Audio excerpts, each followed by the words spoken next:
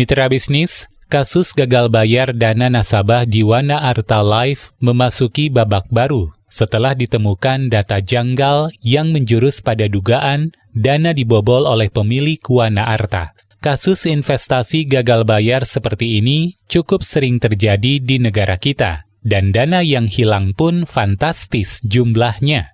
Sebelumnya ada mega kasus KSP Indosurya dan SNP Finance. Untuk membicarakan hal ini lebih lanjut, saat ini kami telah tersambung dengan Financial Advisor dan Financial Coach, Philip Mulyana. Mas Philip, dengan adanya beberapa kejadian gagal bayar di industri asuransi, sebenarnya apa yang perlu dilakukan oleh masyarakat sebelum memilih asuransi? Salah satunya itu ini Mas, ada satu rasio. Kan jadi perusahaan asuransi itu kan semua laporan keuangannya kan publish semuanya. Jadi kita bisa lihat kalau misalnya keuangannya sehat atau enggak. Nah, di asuransi itu ada satu rasionya itu 120% kalau normal dari OJK tuh aturannya. Kebanyakan asuransi yang kemarin udah jatuh itu, kebanyakan rasio RBC-nya memang udah kacau, setahu saya sih kayak begitu. Apakah sehatnya perusahaan asuransi hanya dapat dilihat dari rasio tersebut? Bisa dilihatnya cuma dari situ sebenarnya. Jadi RBC 120% itu intinya kalau misalkan semua asetnya dijual terus udah gitu klaimnya harus dibayarin semuanya, itu lebih 20% jadinya dari totalnya. Apakah mereka yang memiliki polis asuransi harus memperhatikan juga perkembangan perusahaannya setiap tahun, tidak hanya sekedar membayar premi? Sebenarnya gini Mas, kalau misalkan yang bermasalah itu bukan asuransi yang biasa, jadi kayak itu saya nggak ngomong brand ya, cuma dari produk-produk yang mereka jual biasanya adalah kita nabung, misalkan kita bayar premi misalkan berapa duit, terus udah gitu di akhir tahun juga, di tahun yang sama juga kita akan dapat return-nya berapa gitu. Nah ini beda sama asuransi dwi guna. Jadi asuransi kan ada beberapa macam tuh. Emang ada yang unsur investasinya, yes ada. Cuma kebanyakan yang jatuh kemarin itu sistemnya bukan dwi guna. Kalau dwi guna tuh biasanya gini, saya punya kontrak nih dengan asuransi. Ya, saya punya kontrak dengan asuransi 5 tahun, lalu ntar di tahun 20 baru semuanya dicairin. Dengan return, dengan premi saya semuanya dicairin gitu. Itu dwi guna biasanya gitu.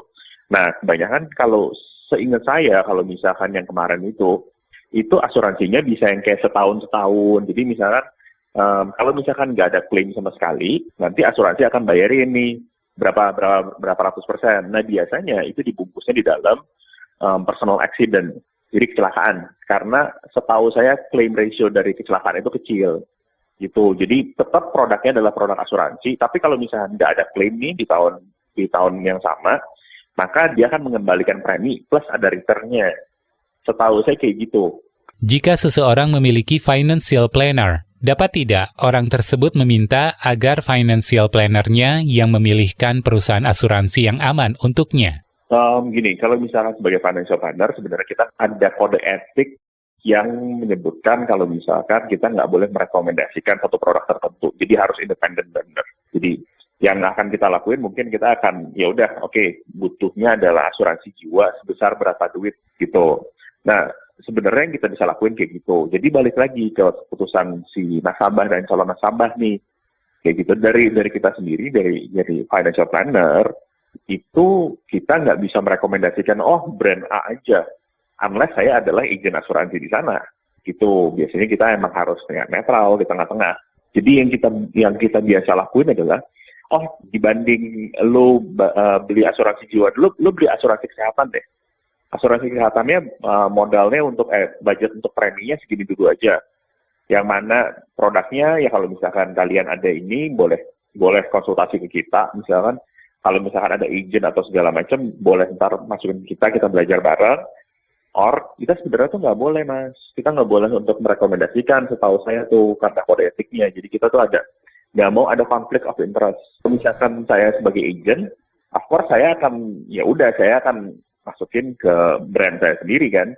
Tapi kan biasanya kalau misalkan financial planner yang benar-benar independen kan nggak seperti itu. Demikian Financial Advisor dan Financial Coach Philip Mulyana. Saya, Anto Wijaya.